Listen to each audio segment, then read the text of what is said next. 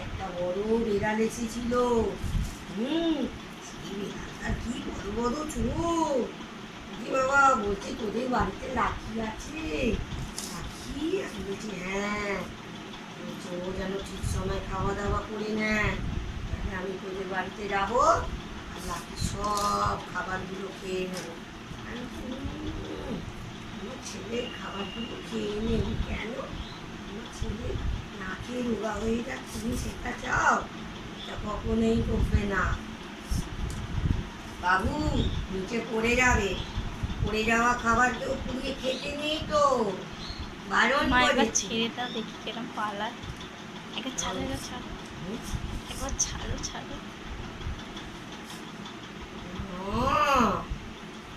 ভালো লেগেছে মা? মানে মামা বাবা ডিম দিয়ে ভাত খেতে ভালোবাসে, আর ডিমের কুসুমটা তো সবচেয়ে বেশি ভালো। না না না না না, কাঁচা আখ খাবে না কেন? আর একটা লুই মায়ের হাতে বাবা আখ খাবে না? আমি খাইনি, আমি খাইনি, আমি খাইনি। খেয়ে নিলাম, দেখ এটা খেয়ে নিলাম তো, কি হবে? তাহলে খেয়ে নাও, মা খেয়ে নেবে তো। আর ভাল লাগছে না?